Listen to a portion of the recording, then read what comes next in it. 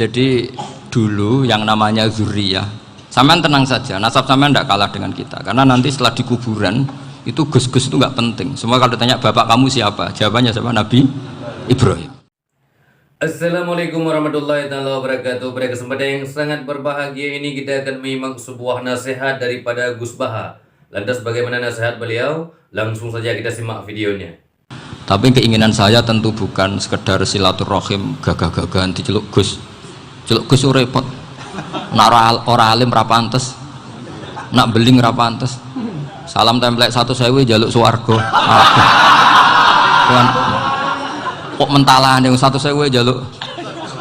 Kamu nginep di hotel 100.000 itu tidak cukup, apalagi untuk bayar apa?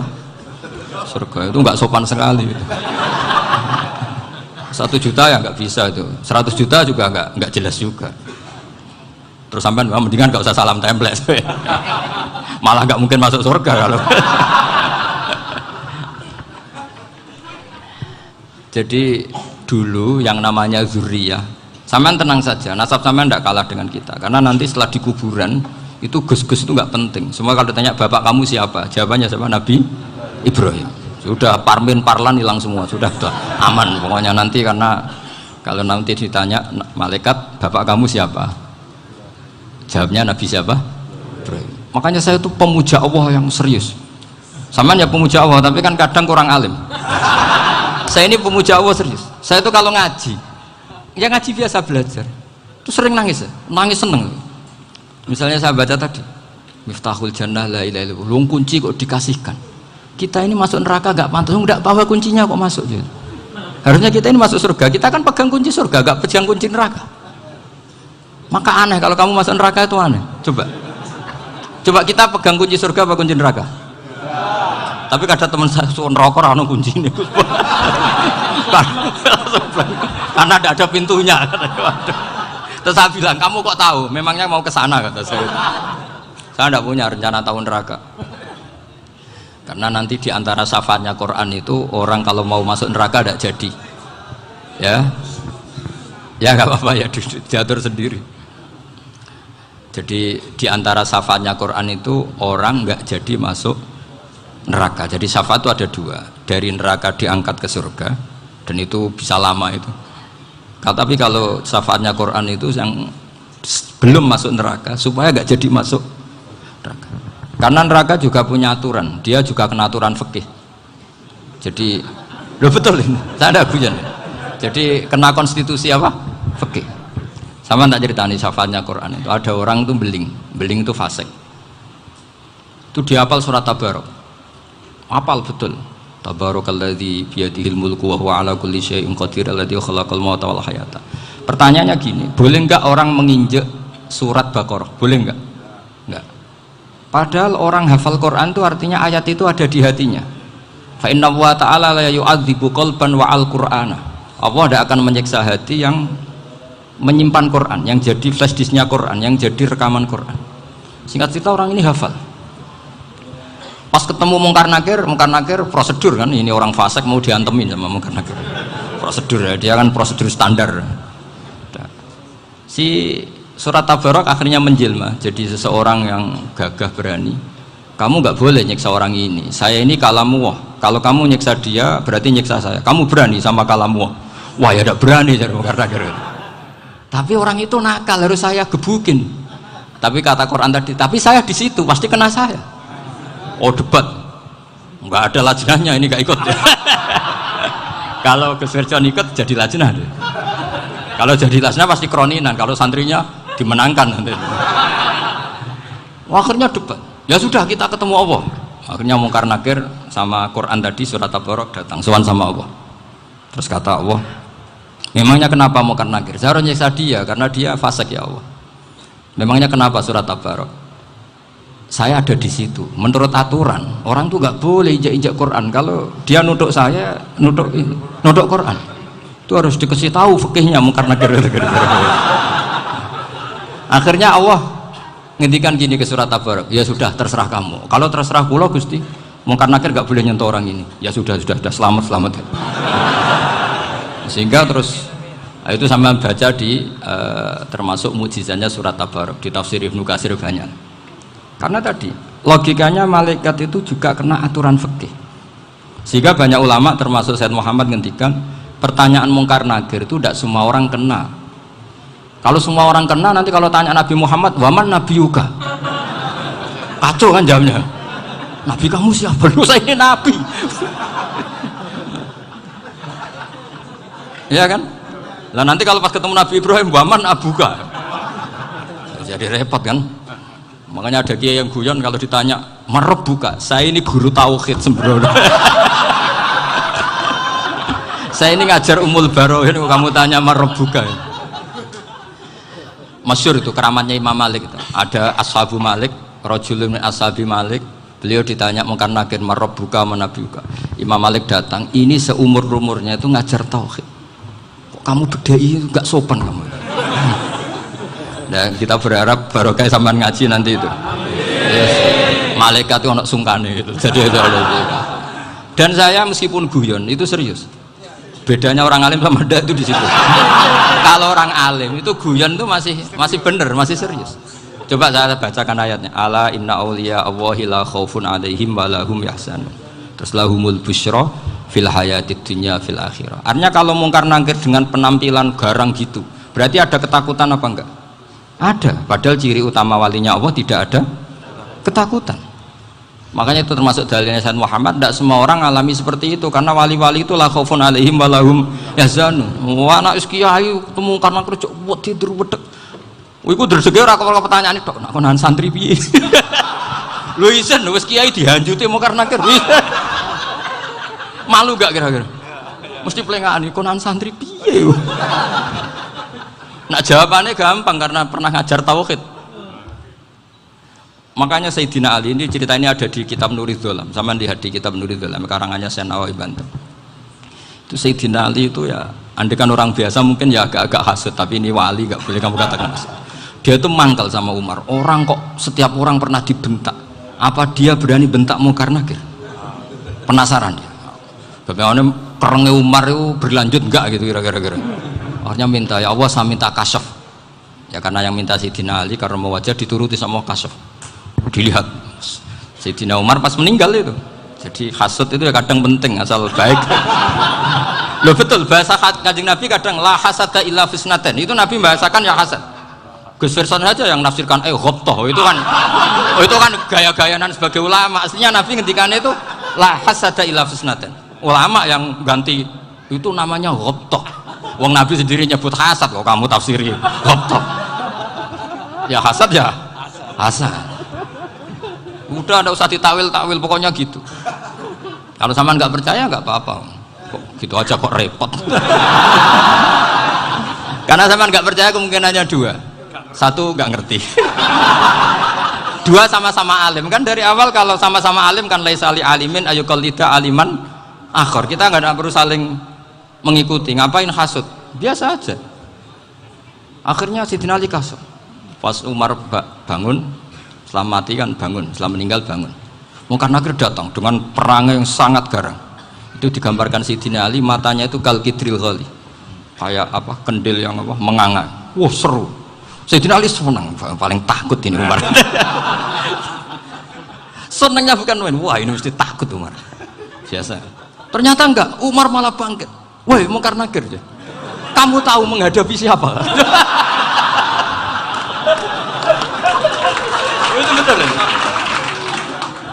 Kamu itu menghadapi temannya ahabbal khalqi ilallah. Yang diandalkan temannya bukan dia. Kamu tahu yang kamu hadapi, saya ini teman kekasihnya Allah. Jadi boleh kamu mengandalkan Mbak Firjon. Tapi nanti resikonya mungkar nakir tanya, itu Firjon siapa? Wah itu masalah kan. Makanya syaratnya wali itu harus ma'rufun fis sama. Di langit sudah populer. Makanya dulu ada orang yang saking seninya Abdul Qadir ditanya apa saja jamnya Abdul Qadir Al-Jilani itu aman karena beliau populer. Makanya program kita harus populer dulu di langit. Nah, itu nanti kalau dicatut oleh santri-santri nggak apa-apa. Kalau nggak populer nanti ditanya, itu siapa? Masalah ini. Umar itu yang dibanggakan itu, kamu tahu saya siapa? Ya enggak tahu, saya ini temannya kekasihnya Allah. Temannya Muhammad, iya Muhammad Rasul. Wah mikir, waduh, repot. Loh di dunia aja gitu kan, temannya presiden, temannya panglima, apalagi ini temannya Sayyidul Awalin wal Akhirin. Di dunia aja bilang temannya presiden, menteri, orang sudah takut, apalagi ini temannya Sayyidul Awalin. Hanya karena terus konfirmasi sama Allah, gimana ya Allah ini ngadepi. Sebetulnya yang diadalkan itu temannya, bukan dia. Wah, akhirnya sama Allah dibilang, ya bu, ya sama seorang seperti itu bu yang sopan. Terus semenjak itu Mungkar Nakir itu nggak selalu berpenampilan seperti itu, sangat. Jadi semoga itu konsisten sampai nanti. Jadi kamu kalau ingin nggak takut Mungkar Nakir, jadi wali dulu. Karena syaratnya tadi hanya wali sing la khaufun alaihim wa lahum yahzanun lahumul busyra fil hayatid dunya fil akhirah. Jadi orang itu kalau ngaji itu harus khatam. Jangan semuanya kena pertanyaan. Nanti kalau semuanya kena pertanyaan nanti repot. Kalau Nabi Muhammad ditanya waman Nabi juga. Nabimu siapa? Lu kan terus jadi aneh. Jadi makanya ngendikane Sayyid Muhammad semua ulama lah, nggak ada am kecuali ditaksis. Kecuali sifatnya Allah. Misalnya bikulli syai'in alim ya benar-benar bikulli syai'in. Tapi kalau am semuanya pasti ada taksis. Meskipun dalam muhawarah muhadasah biasa. Misalnya contoh gampang, istri kamu baru seneng kamu, mas nak pengen apa-apa itu lapor aku, gak apa-apa mas, mesti aku seneng sama lapor. Iku dia aku pengen wayo. Wah langsung jadi apa wae. Mesti apa wae maksudnya kecuali itu gitu. Padahal kalau ngomong mas sampean ingin apa saja tak dukung. Sampean bilang pengen iku wayo. Kira-kira disetujui apa enggak? Sama seperti kita kalau punya teman akrab, wah senang omahku gak apa-apa, anggap ya omahmu dewe, terus mlebu-mlebu kamar. Jadi tidak ada am kecuali ditaksis. Artinya kalau ada cerita bahwa orang mati pasti ngalami ditanya Mungkar Nakir, itu pasti ada am yang ditaksis. Itu pasti gak dialami para ambiya, para auliya. Karena ciri utama wali itu la khaufun alaihim walahum yahzanun. Kemudian saya yang mau cerita ya, supaya sampean bisa menghadapi dunia global ini, tak bawa tafsir Munir termasuk tadi. Kenapa orang Islam, Rasulullah SAW itu lebih senang kalau yang menang itu orang Nasrani Romawi, ketimbang yang menang itu orang Faris, dalam hal ini ateis. Karena orang ateis itu lebih ngeri.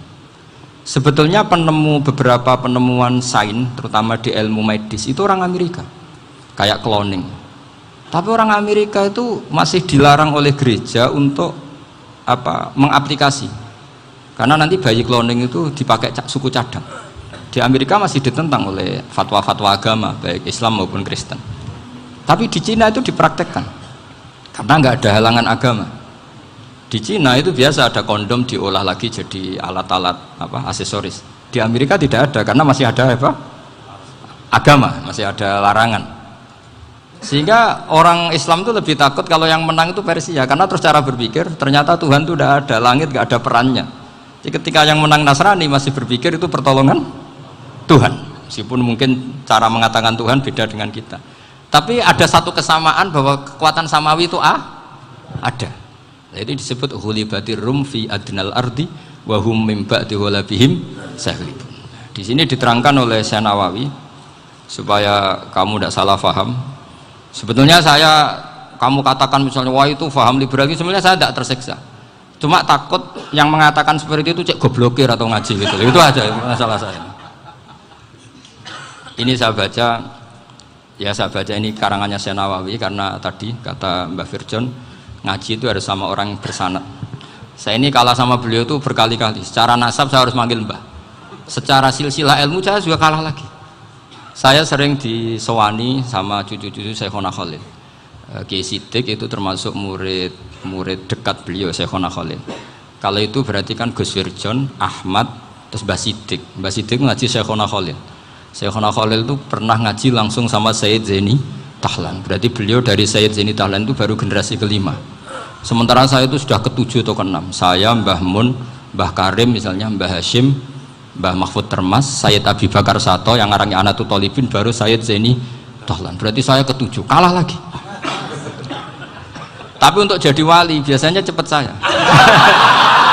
Karena syaratnya jadi mbah itu ngalah demi putu.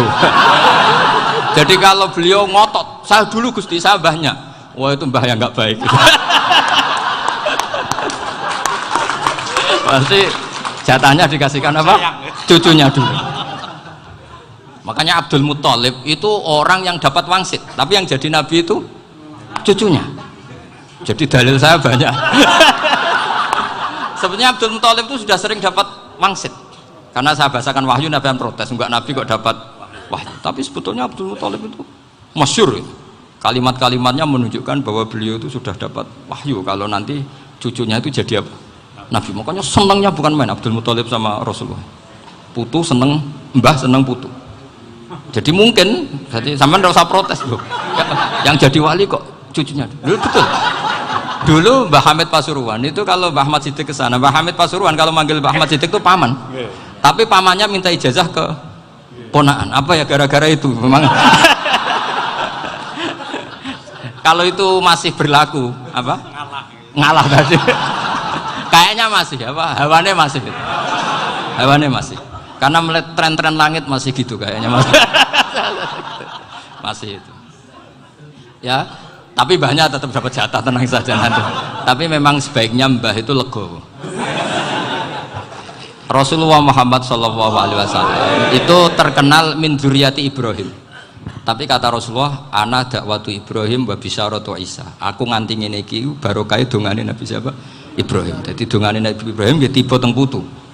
Jadi banyak bukti bahwa jatuhnya ke putu gitu. Tadi saya di kamar sama beliau berduaan. Nih Mbah sing dadi wali di sini, aku webang.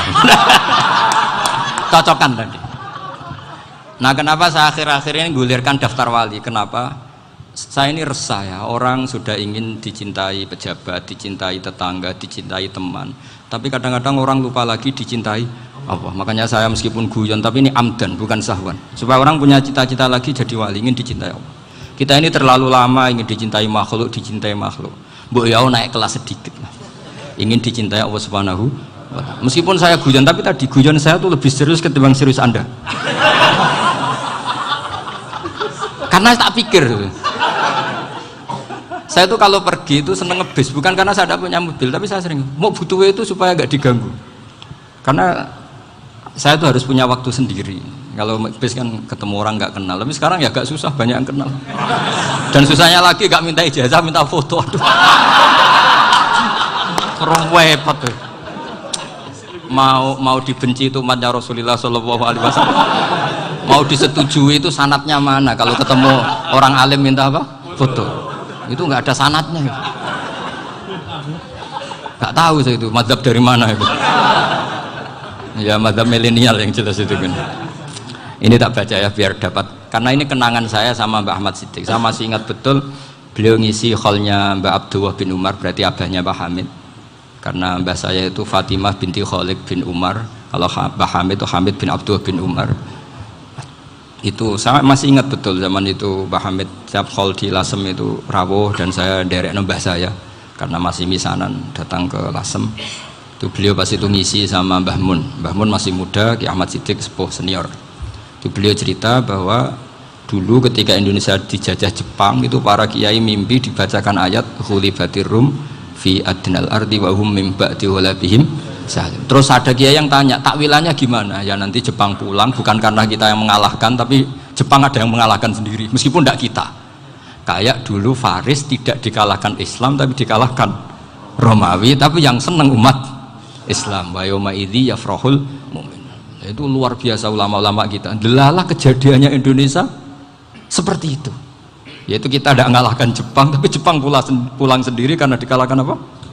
Sekutu. Ya ini saya baca. Ini tidak usah dicek bacanya benar apa enggak.